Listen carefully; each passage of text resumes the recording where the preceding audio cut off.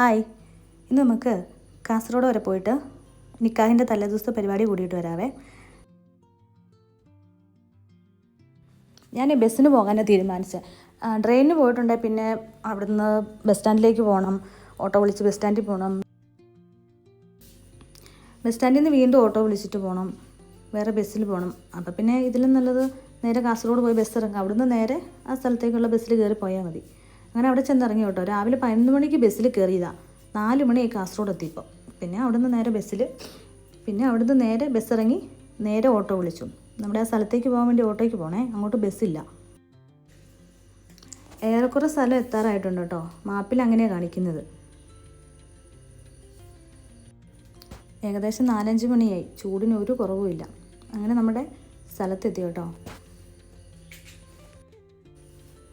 ഇനിയിപ്പോൾ നേരെ dress change ചെയ്യുക, നമ്മുടെ ഡ്യൂട്ടിക്ക് നിൽക്കുക. അതിൻ്റെ ഇടയിൽ പിന്നെ ഞാൻ കുറച്ച് വീഡിയോസും ഫോട്ടോസൊക്കെ എടുക്കുന്നുണ്ട്. പിന്നെ ചിലപ്പോൾ അത് എടുക്കാൻ സമയം കിട്ടുമല്ലോ നമുക്ക്. അതുകൊണ്ട് നേരത്തെ തന്നെ കുറച്ച് സമയമുള്ളപ്പോൾ തന്നെ കുറച്ച് വീഡിയോസും ഫോട്ടോസൊക്കെ എടുത്തു വെച്ചു.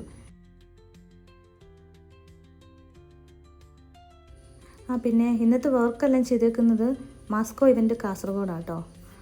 സ്റ്റേജും കാര്യങ്ങളെല്ലാം നല്ല ഭംഗിയുണ്ടല്ലോ കാണാൻ വേണ്ടിയിട്ട്. മൊത്തത്തിൽ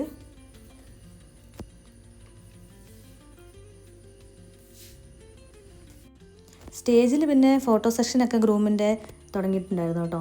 നമ്മളിന്ന് ഗേൾസ് അങ്ങോട്ട് പോകേണ്ട കാര്യമില്ല, ബോയ്സ് അല്ല ഇന്നത് നോക്കിക്കോളും. പിന്നെ തൊട്ടപ്പുറത്തെ സ്റ്റേജിൽ നല്ല പാട്ടൊക്കെ ഉണ്ടായിരുന്നു കേട്ടോ. നല്ലൊരു പാട്ടുകാരത്തി, പക്ഷെ അത് ഒരു സെലിബ്രിറ്റിയാണ്, പക്ഷെ എനിക്ക് പേരറിയില്ലേ. നേരെക്കുറിച്ച് ഞങ്ങളുടെ പരിപാടിയൊക്കെ കഴിഞ്ഞു. ഇനി ഞങ്ങളുടെ കാര്യമൊന്നുമില്ല അവിടെ. പിന്നെ നേരെ ഫുഡിൻ്റെ സെക്ഷനിലേക്ക്. നല്ല വിശപ്പുണ്ടായിരുന്നു കേട്ടോ. ഒരുപാട് ഫുഡ് ഐറ്റംസ് ഉണ്ടായിരുന്നു.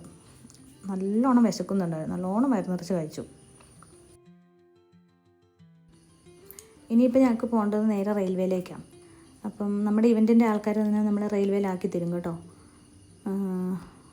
പിന്നെ നേരെ റെയിൽവേയിലെത്തി.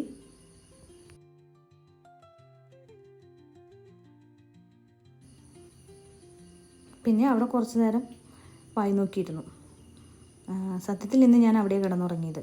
കാരണം വെച്ചാൽ മോർണിംഗ് എനിക്ക് വീണ്ടും കാസർഗോഡ് തന്നെ, അവിടെ നിന്ന് ഏകദേശം ഒരു 20 കിലോമീറ്റർ ഉണ്ട് വർക്കുണ്ട്. അതുകൊണ്ട് റെയിൽവേ തന്നെ കിടന്നുറങ്ങിയത്.